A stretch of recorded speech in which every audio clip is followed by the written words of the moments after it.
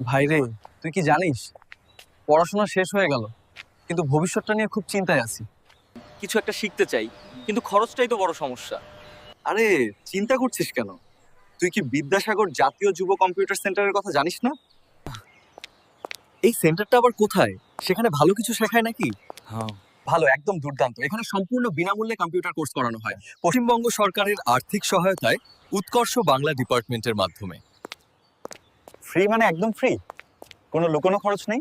একদম নেই। Data entry operator with the introduction of DTP এবং desktop publishing operator and multimedia.